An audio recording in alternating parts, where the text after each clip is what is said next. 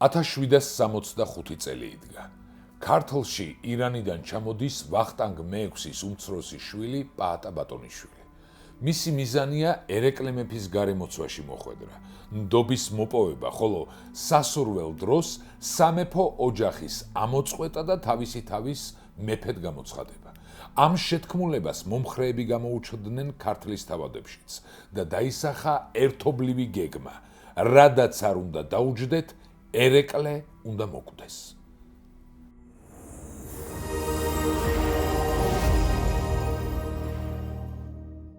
მას შემდეგ, რაც ერეკლეს შემწეობით ქერიმ ხანმა ხელთ იგდო თავისი მთავარი მოკიშპე აზად ხანი, ირანში კარგა ხნით მშვიდობა დამყარდა. საერთოდ ქერიმ ხანის მმართველობა უბედნიერეს დროდ მიიჩნევა სპარსეთის ახალ ისტორიაში.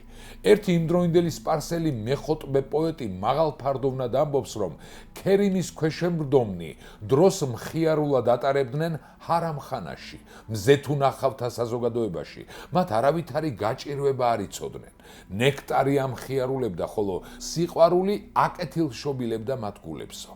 ბედნიერი ქერიმის ჰარამხანას მხოლოდ ერთი რამ აკლდა, ლამაზი ქართველი ქალები, რომელნიც მის წინამორბედ შაჰებს პერიოდულად მოსდიოდათ ხარკის სახით.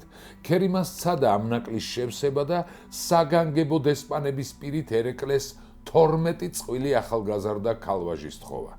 არა იმიტომ, რომ მას მართლაც ცხოვრება გაძნელებოდეს ქართველი მზეთუნახავების გარეშე, არამედ რათა გამოერკვია აღიარებდა თუ არა ერეკლე ნებაყოფლობით ქართლ-კახეთის დამოკიდებულებას ირანისაგან. მაგრამ ერეკლემ მკაცრად მიიღო ირანის ვექილის ელჩები და ხელცარიელი გაისტუმრა ისინი. სხვათა შორის გამოსათხოვარი აუდიენციის დროს ერეკლემ მათ უთხრა, იცოდეთ, ქერიმი მე ვერ მომატყუებს, ვინაიდან თვითონ ეშმაკზე ერთი დღით ადრე დავიბადეო. მაგრამ ჯერ კიდევ ამ თავისებური დიპლომატიური ნაბიჯის გადადგმამდე ქერიმ ხანი დარწმუნდა, რომ ერეკლე მეფის წინააღმდეგ ვერაფერს გააწყობდა ვერც მუქარით და ვერც ინტრიგებით.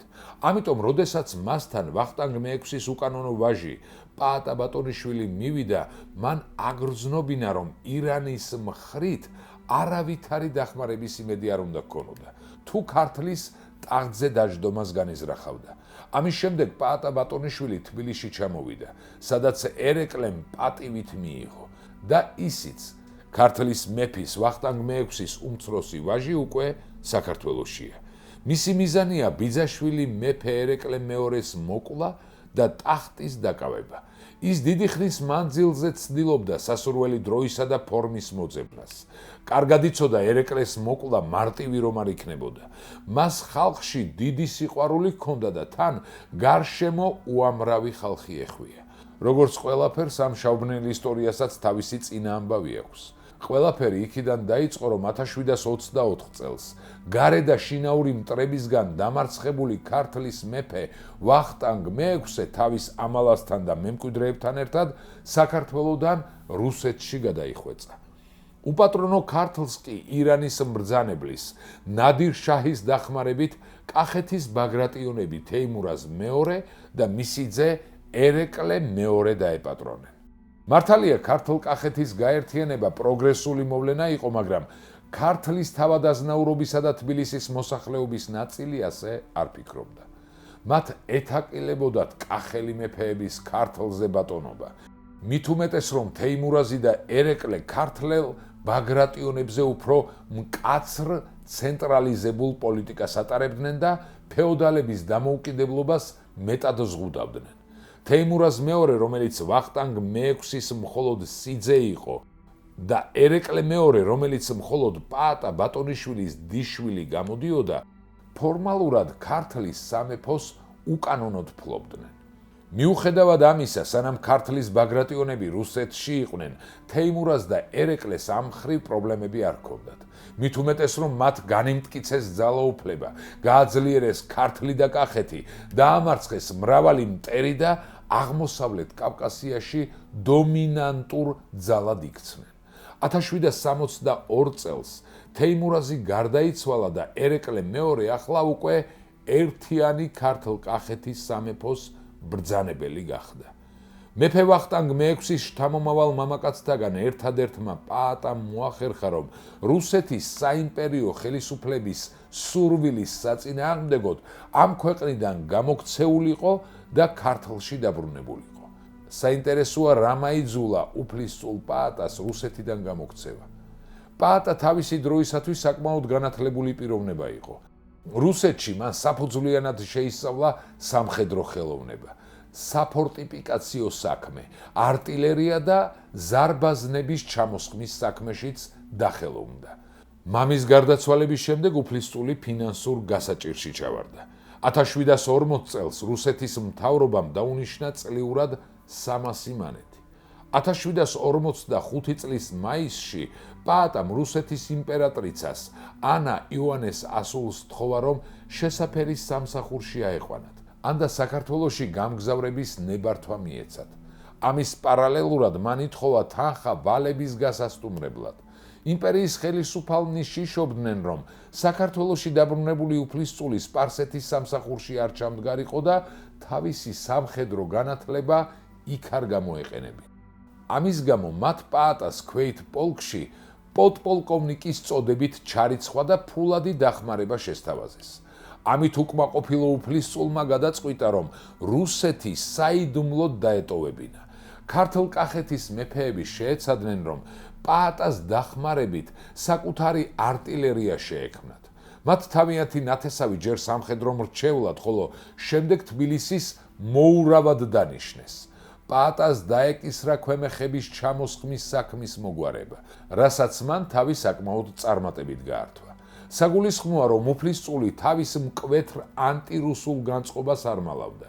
თავისი ძმისადმი, გიორგი ბატონიშვილისადმი გაგზავნილ ერთ წერილში იგი რუსეთის თვითმპყრობელურ მთავრობას ეძახის მატყუარას და სამართლებრივ ნორმათა უარმყოფელ სახელმწიფოს, სადაც კაცი კაცად არაა მიჩნეული. შეთქმულებაში თვით პაატა ბატონიშვილის გარდა მონაწილეობდნენ ქართლის მეფის იესეს შვილიშვილი დავით აბდულა ბეგის ძე დავით ბატონიშვილი, ქართლის თავადები სახლთუხუცესი დიმიტრი ამილახვარი, მისი შვილი ალექსანდრე, ელიზბარ თაქთაქიშვილი, გლახა ციციშვილი, დიასამიძე და სხვები აზნაურები და როგორც ჩანს გლეხთა და მოქალაქეთა ცალკეული წარმომადგენლებიც. შეთქმულები იკრიბებოდნენ თბილისში, აზნაურ მარკოზაშვილის ბინაში, ამიტომ მათ მარკოზაშვილის დარბაზელებსაც უწოდებენ. შეთქმულები აპირებდნენ ერეკლე მეფის მოკვლას, მისი ოჯახის ამოწყვეტას და პაატა ბატონიშვილის ტახტზე დასმას, მაგრამ მათ გეგმებს აღსრულება არ ეწერა. 1765 წლის 5 დეკემბერს შეთქმულება გამჟღავნდა. იგი გასცა გლეხმა დათუნა ფეიქარმა, რომლის ცოლი ძიძად იყო მეფის სასახლეში.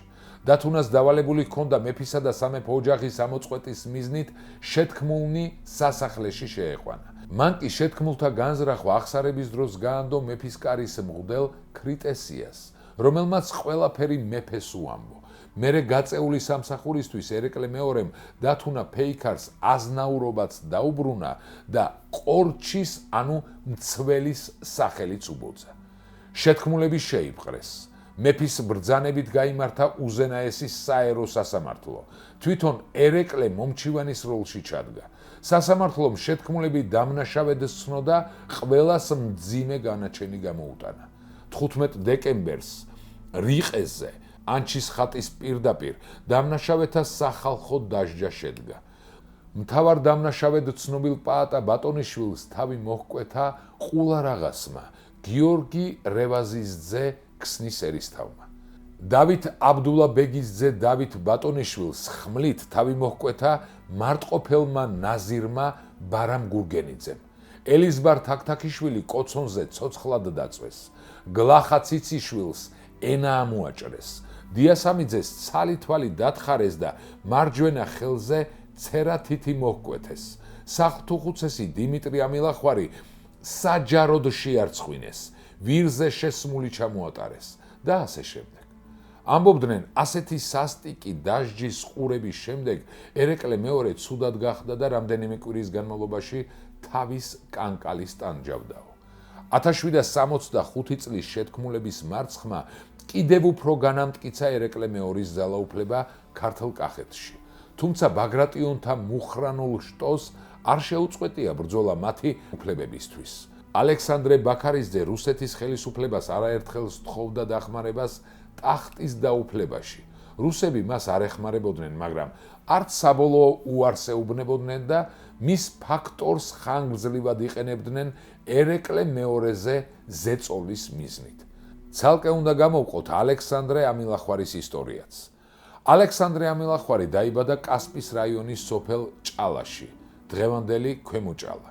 დიმიტრი ამილახვარისა და მარიამ ორბელიანის მრავალშვილიან ოჯახში. იგი მეორე შვილი იყო ოჯახში.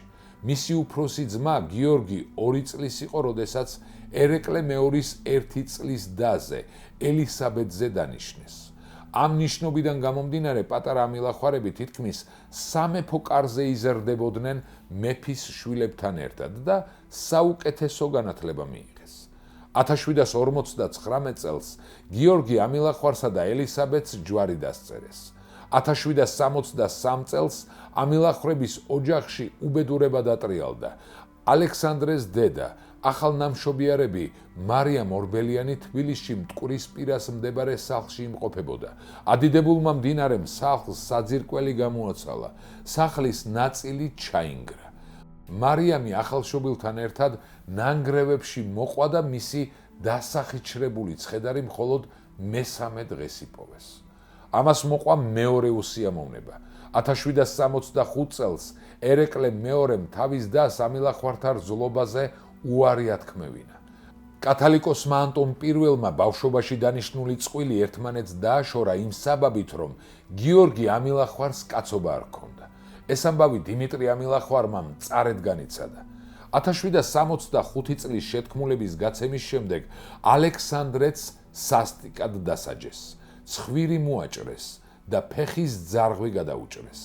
ამილახვარებს მთელი ქონება, ყმა და მამული ჩამოართვეს და ქალაქიდან გასვლა აუკრძალეს. ალექსანდრეს ჭრილობები იმდენად მძიმე იყო, რომ შესაძლოა ვერც კი გადარჩენილიყო, მაგრამ ახლობლების მიერ მიყვანილმა მკურნალმა სიცოცხლე შეუნარჩუნა. 1770 წლის ზაფხულში, როცა თბილისში ჭირიანობა გაძლიერდა და ლეკების შიშით საღამოს ქალაქიდან გასვლას ვერავინ ბედავდა, ალექსანდრე ამილახვარმა მსახურთან ერთად თბილისიდან გაპარვა მოახერხა. მეოთხე დღეს მშობლიურ სოფლამდე მიაღწია და ძმებთან ერთად ცხინვალისკენ გაიქცა, სადაც ქართლში გადმოსულ იმერეთის მეფეს სოლომონ პირველს შეხვდა და დახმარებას თხოვა. სოლომონ პირველი დაეხმარა ამილახვარებს და ისინი ასტრახანში გაამგზავრა. 1772 წელს ალექსანდრე ამილახვარი მოსკოვში ჩავიდა და უკავშირდა ალექსანდრე ბაქარიძეს. ტახტისთვის ბრძოლაში შემწეობა აღუთქვა და ერეკლე მეორის წინააღმდეგ მოქმედება დაიწყო.